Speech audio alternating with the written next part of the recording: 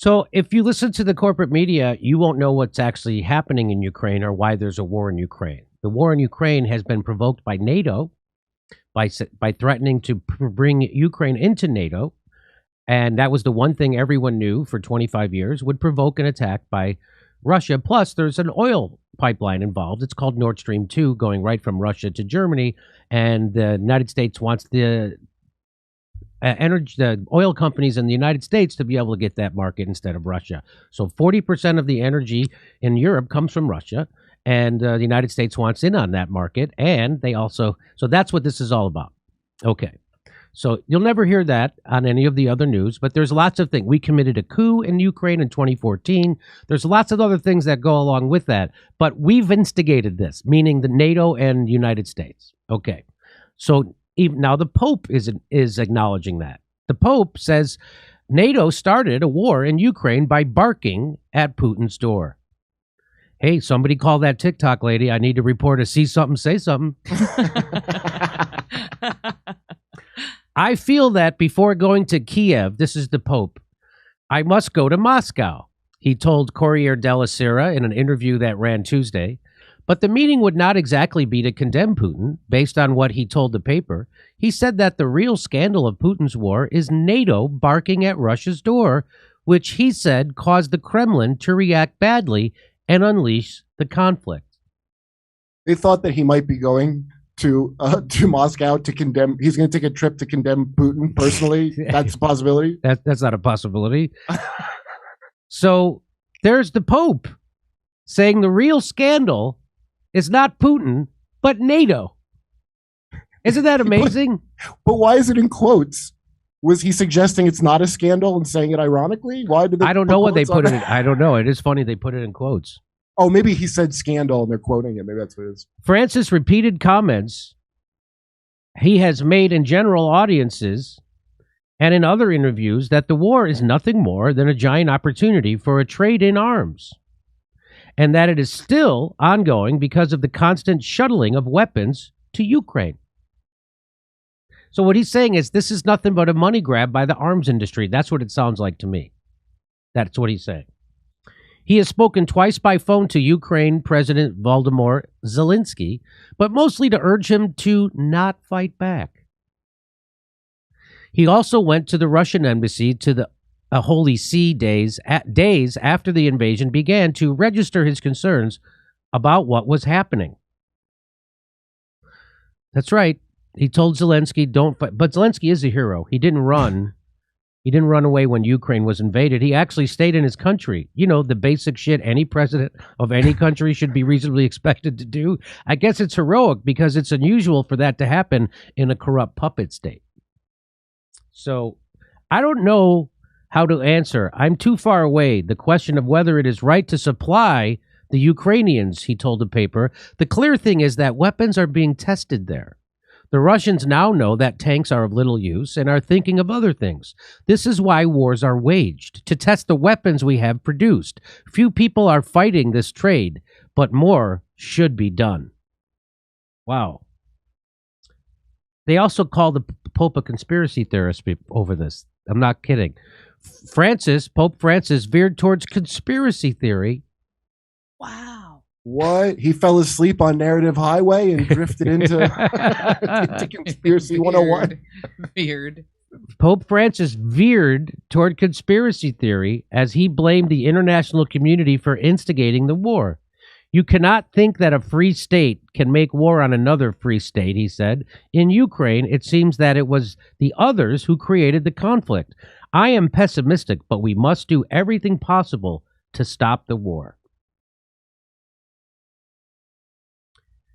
Wow. And that, by the way, that's not the only conspiracy that the Pope believes. Did you know he thinks a Jewish space carpenter landed on Earth 2,000 years ago and entrusted the Vatican with his secrets? That's some real Dan Brown shit. The Pope then said that in a state visit to Rome by Hungarian Prime Minister Viktor Orban, he was told the Russians have a plan and that everything will end on May 9th. Without giving any further explanation, May 9th is the day Russia celebrates its liberation and the end of World War II. Even the pontiff concedes that a meeting in Moscow is a long shot.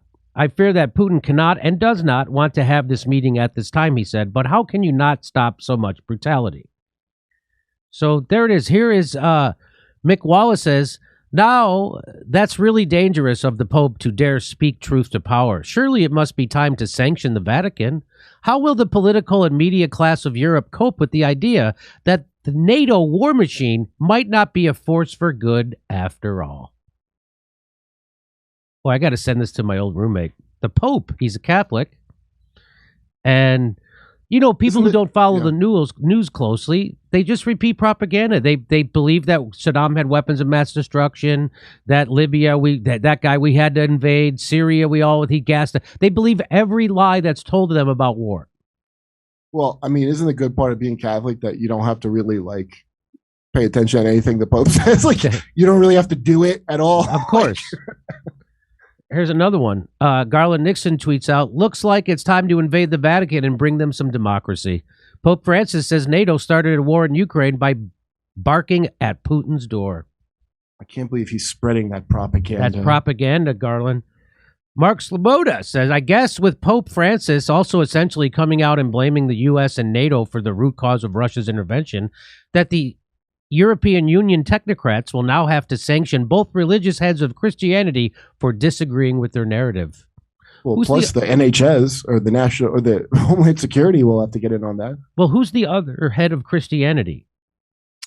Both religious heads of Christian. Oh, probably Russian Orthodox. I don't know, Eastern Orthodox. Maybe there's some ether. I don't know. I'm not that. I don't know. But guess I mean, what? there's more than. I don't think people. A lot of Christians are not Catholic. You want to see this? Pope Francis said that NATO started the war in Ukraine by barking at Putin's door. A few moments later, it said Russia state-affiliated media on the Pope's. Oh, Twitter put that on. Is that a Twitter thing, like a label? Is that a hoax, or did Twitter actually put that on? That's a thing to warn you. Go to the Pope's. Going right now. Malcolm put this in the keynote. I'll bet you I'm 90% sure that's what that is. They said they're going to start doing that. They're going to start identifying what's a Russian state. Yeah, anything that goes against the government is a Russian. Did you? We're looking. Find the Pope's. Yeah, that's what it is. They're like, this it's is not on there. This is Russian. That's not on there. Oh, it's not?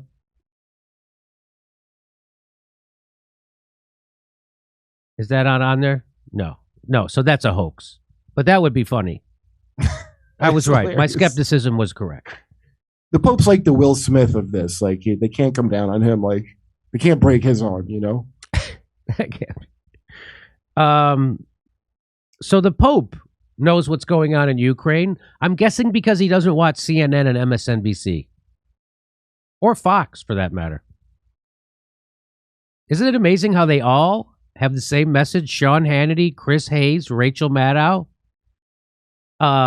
Anderson Cooper. They all have the same message about Ukraine. Isn't that amazing? Yeah, it's amazing that it's so similar that I get enraged whenever anyone has a different message. We're almost complete, and you're screwing it up. It is a joke. Yeah. We're doing live stand-up shows in Cleveland, Columbus, Pittsburgh, Des Moines, Omaha, Kansas City, Las Vegas, all over the country. Go to jimmydorecomedy.com for a link for tickets.